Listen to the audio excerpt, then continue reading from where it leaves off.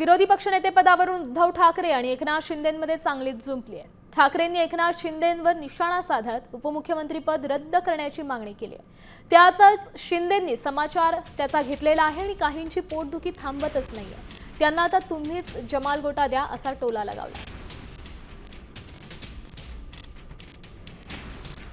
एक वर्ष होऊन गेलं, एका वर्षात सरकारने काहीही केलं नाहीये जाहिरातींशिवाय, आणि तरी देखील एक वर्ष झाले।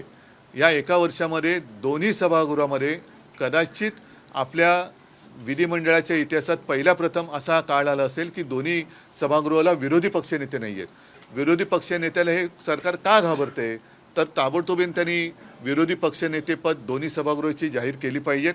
आणि जर तुम्ही आम्हाला कायदे दाखवणार असाल तर मग उपमुख्यमंत्री पद हे तत्काळ रद्द केलं पाहिजे, कारण असं संविधानामध्ये कुठेही तरतूद नाही।